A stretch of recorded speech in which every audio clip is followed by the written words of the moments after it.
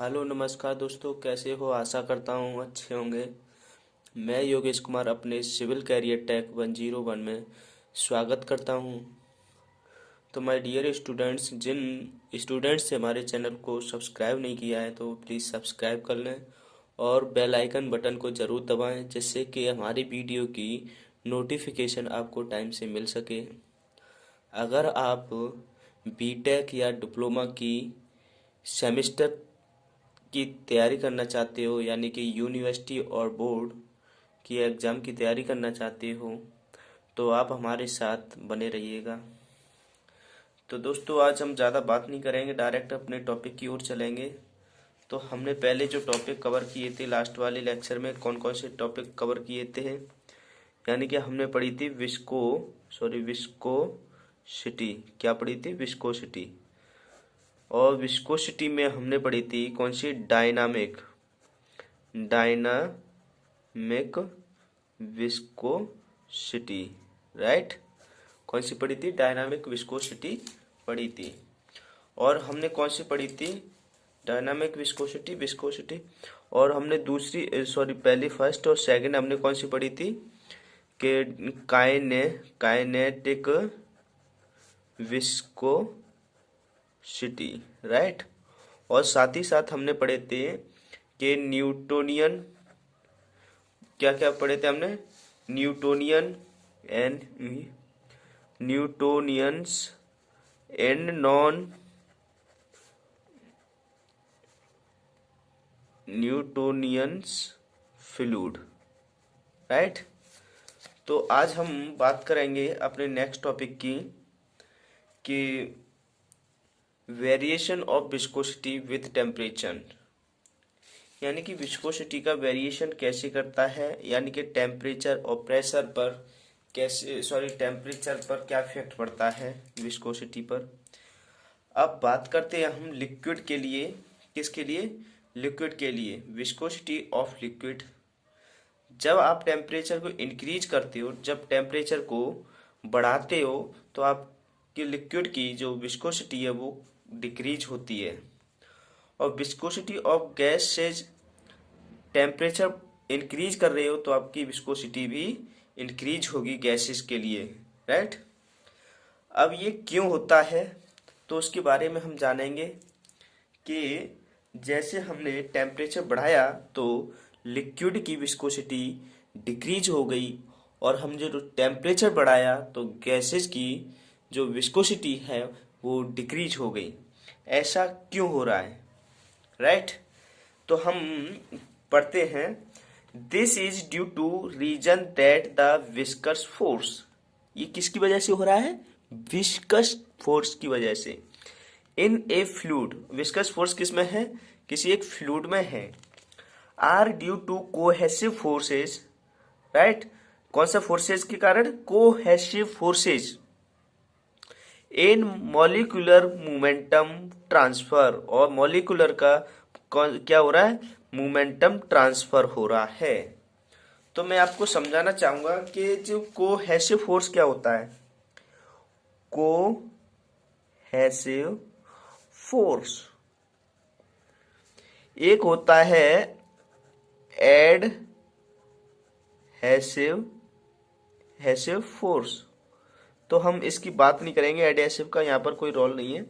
Cohesive force वो force होता है, को का मतलब होता है एक दूसरे से, यानी कि एक ये पार्टिकल है, दूसरा पार्टिकल, एक पार्टिकल दूसरे पार्टिकल के बीच में जो फोर्स एक्ट करता है, राइट। यानी कि same material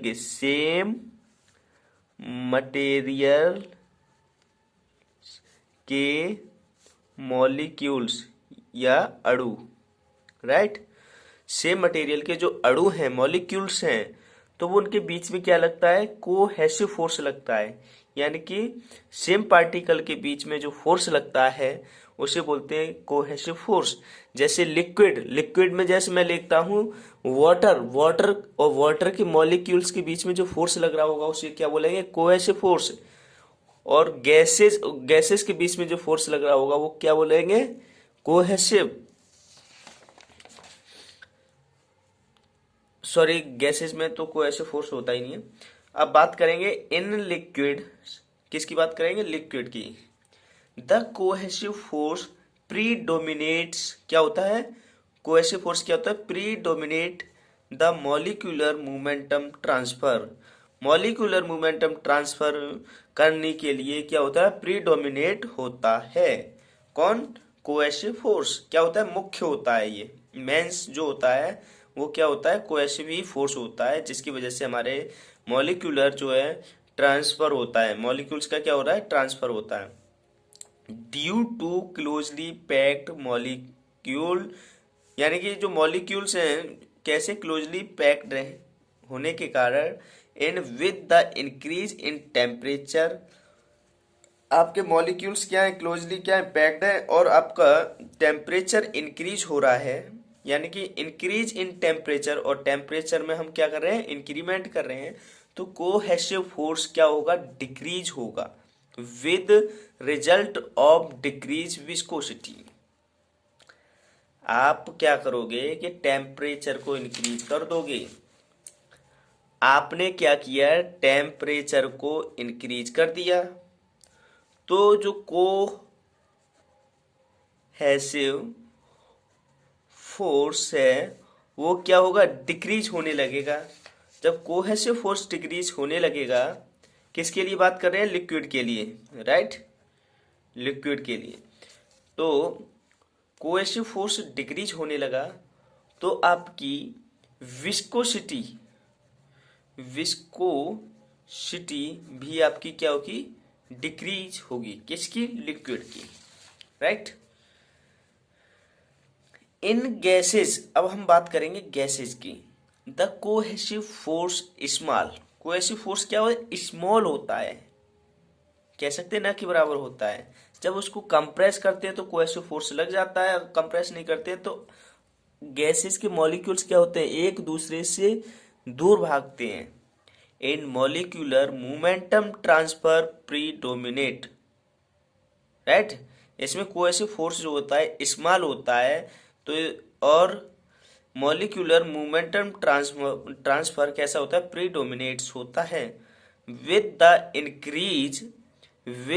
increase in temperature molecular momentum transfer increase and hence viscosity increase. अगर आप टेम्परेचर में इंक्रीज कर रहे हो तो मॉलिक्यूल्स जो मोमेंटम, मॉलिक्यूल्स का जो मोमेंटम ट्रांसफर होगा, इंक्रीज करेगा, एंड हैंस विस्कोसिटी भी आपकी क्या होगी? इंक्रीज होगी। द रिलेशन बिटवीन विस्कोसिटी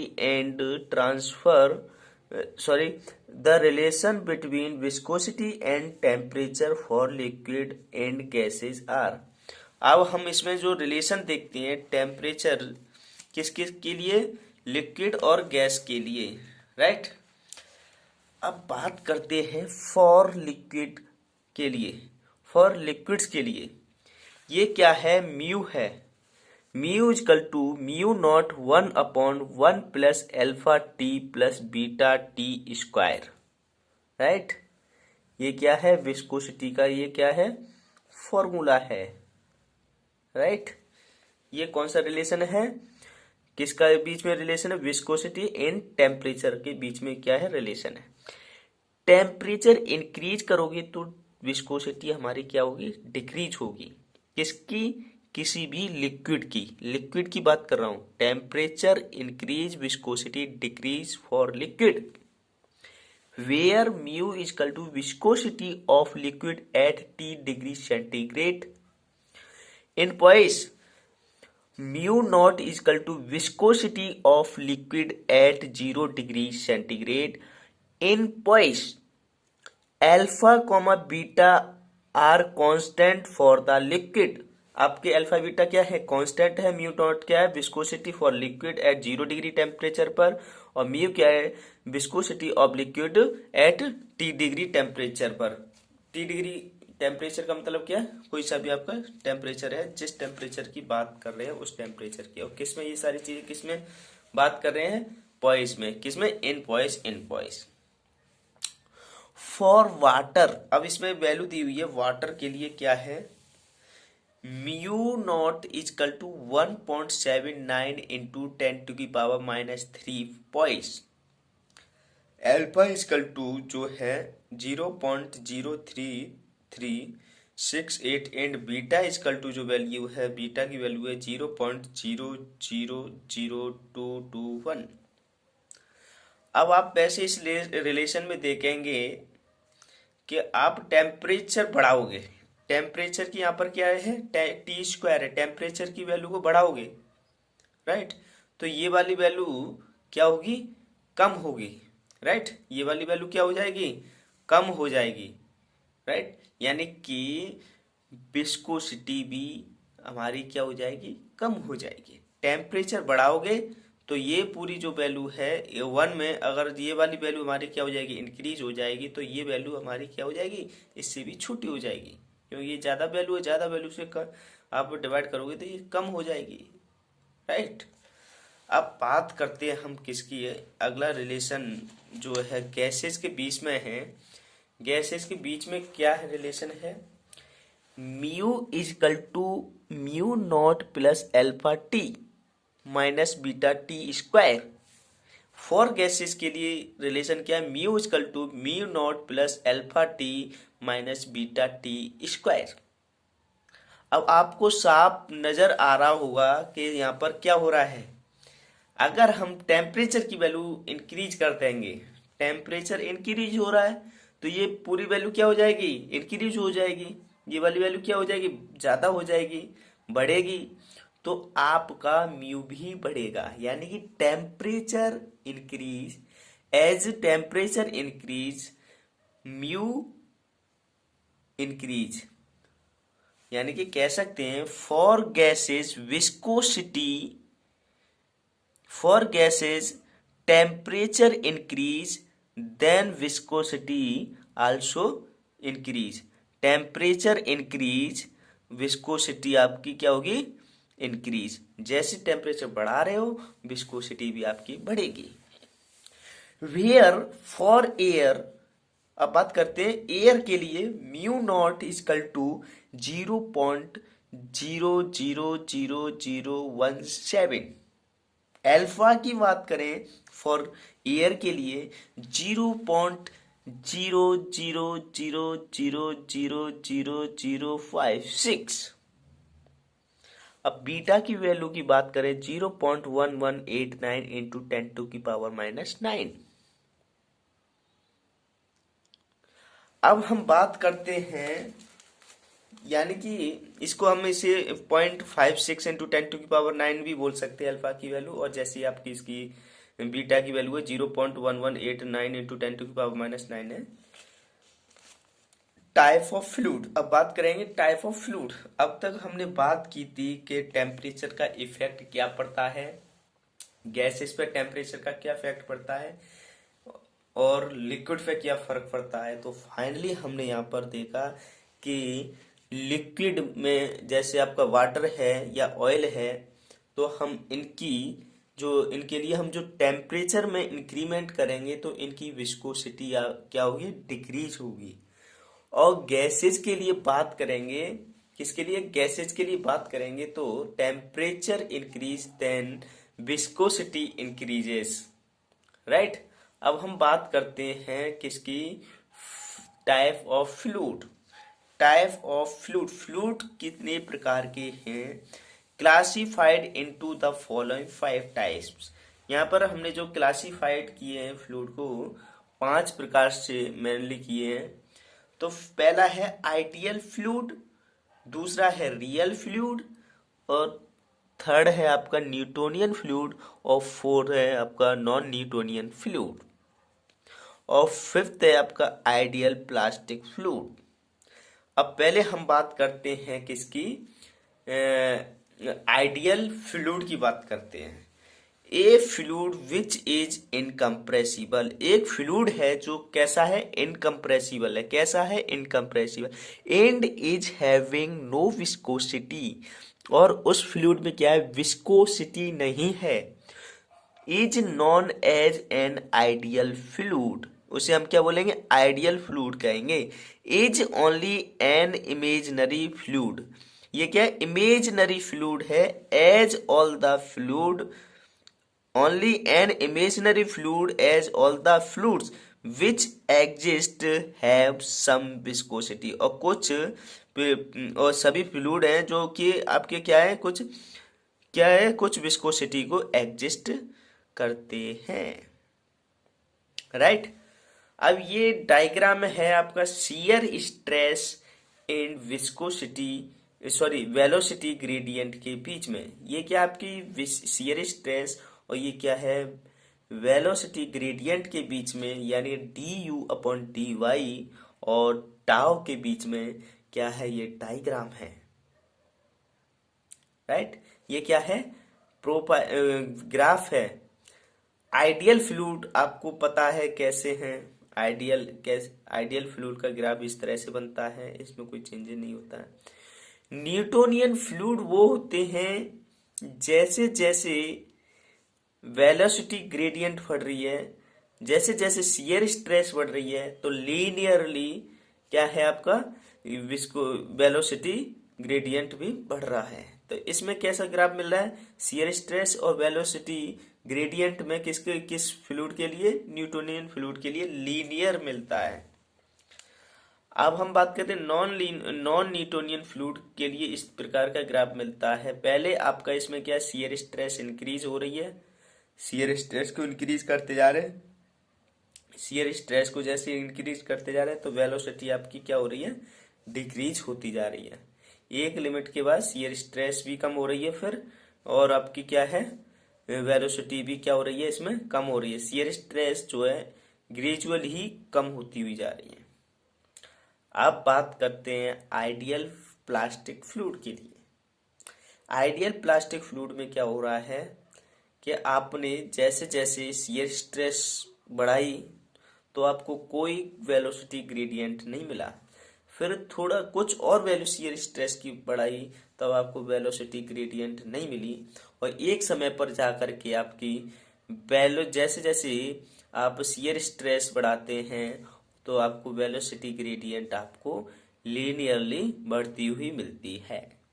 तो यानी कि इनिशियल कह सकते हैं, इनिशियल में आपकी कोई ग्राफ नहीं मिल रहा है आपका वेलोसिटी ग्रेडियंट पर, और आप शियर स्ट्रेस इंक्रीज करते जाते हो, एक लिमिट के बाद आपको एक ग्राफ मिलता है आइडियल प्लास्टिक फ्लूइड का लीनियरली।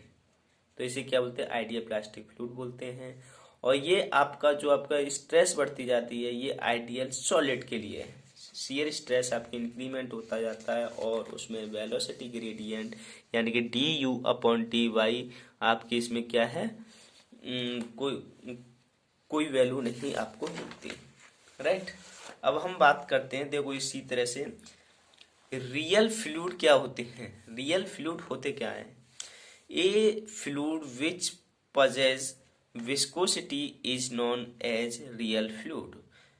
फ्लूइड क्या है, जो फ्लूइड आपके पजेस होते हैं, विस्कोसिटी को पजेस करते हैं, तो उसे हम क्या बोलते हैं, रियल फ्लूइड कहते हैं। All the fluid in actual practice are real fluid. जो भी आपके सारे फ्लूइड हैं वो एक्चुअल प्रैक्टिस में वो कैसे हैं, रियल फ्लूइड हैं। अब बात करते हैं हम न्यूटोनियन फ्लूइड की। न्यूटोनियन फ्लूइड क्या होते हैं, देखिए, A real fluid in which the shear stress is directly proportional to the rate of change of strain या velocity gradient is known as Newtonian fluid।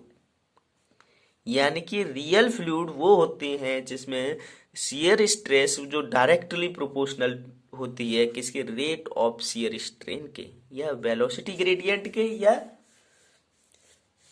तो इसको हम क्या कहते हैं, कहने का मतलब मेरा ये है कि जो अगर आपका उसमें टाउ की वैल्यू आपको किस तरह से मिले, टाउ जो डायरेक्टली प्रोपोर्शनल टू होगा D you upon D phi, तो tau equal to mu D you upon D Y. ये क्या है, शियर स्ट्रेस, ये क्या है, शियर स्ट्रेस, ये क्या है, ये क्या है, dynamic viscosity, viscosity, right. Non Newtonian fluid वो होते हैं, या हम इसको इस प्रकार से भी कह सकते हैं न्यूटोनियन फ्लूइड का। Newtonian fluid are those fluid which follow या obey the law of Newton's, यानी कि न्यूटन के नियम का पालन करते हैं, उन्हें हम क्या कहते हैं, न्यूटोनियन फ्लूइड कहते हैं। और नॉन न्यूटोनियन फ्लूइड क्या कहते हैं, नॉन न्यूटोनियन फ्लूइड उन फ्लूइड को कहते हैं जो न्यूटन्स के लॉ को फॉलो नहीं करते हैं।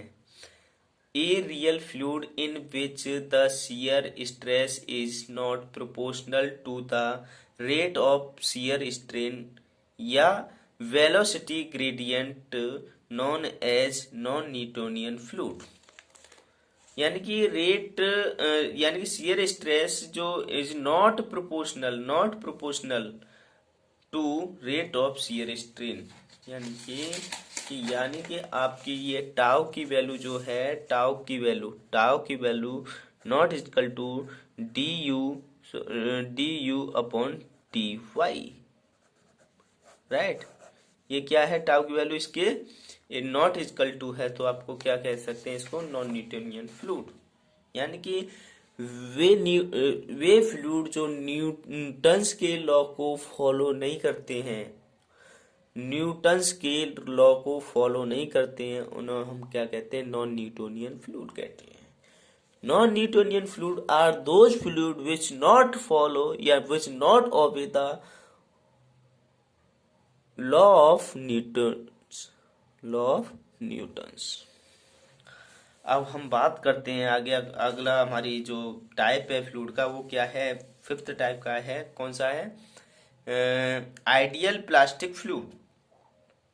A fluid in which shear stress is more than the yield value, यानी कि मोर देन किससे मिल रहा है, yield वैल्यू से, मैक्सिमम वैल्यू से, yield वैल्यू से आप क्या मोर देन मिल रहा है, and shear stress is proportional to the rate of shear strain और velocity gradient is known as ideal fluid। मैंने आपको क्या बताया था, इस ग्राफ में आपको क्या दिख रहा था कि आपको मोर देन शियर स्ट्रेस लगानी पड़ रही है, तो इसमें क्या है, एक लिमिट तक आपकी शियर स्ट्रेस लगा रहे हो, आपकी वेलोसिटी ग्रेडियंट नहीं मिल रही है।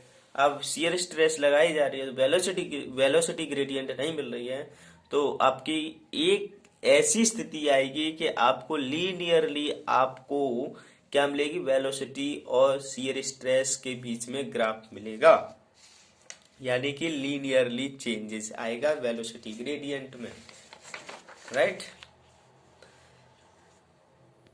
तो डियर स्टूडेंट, आशा करता हूं कि आपको ये टॉपिक समझ में आए होंगे कि न्यूटोनियन फ्लूइड क्या होते हैं, टाइप्स ऑफ फ्लूइड क्या होते हैं, और विस्कोसिटी का जो वेरिएशन है, टेम्परेचर का वेरिएशन गैसेज पर और लिक्विड पर किस प्रकार से है। अगर दोस्तों आपको वीडियो अच्छा लगा हो तो आप लाइक करें, शेयर करें और चैनल को भी सब्सक्राइब करें। अगर आप सेमेस्टर एग्जाम की बेहतरीन तैयारी करना चाहते हो तो इसी तरह से हमारे साथ हमारे यूट्यूब चैनल के साथ जुड़े रहें, और मुझे कमेंट में ज़रूर बताएं कि मेरी जो वीडियो है वो किस तरह की लग रही है आपको। अगर अच्छी लग रही है तब भी बताएं, अगर नहीं लग रही है तो आप उसमें क्लियर मेंशन करें कमेंट बॉक्स में, राइट। और जिसको पढ़ना है वो तो आप चुपचाप पढ़ता रहेगा, कुछ नहीं है इसमें, राइट। पढ़ने वाले के लिए कुछ नहीं, ना पढ़ने वाले के लिए सोबान है। तो ठीक है दोस्तों, thank you for watching, bye bye, take care.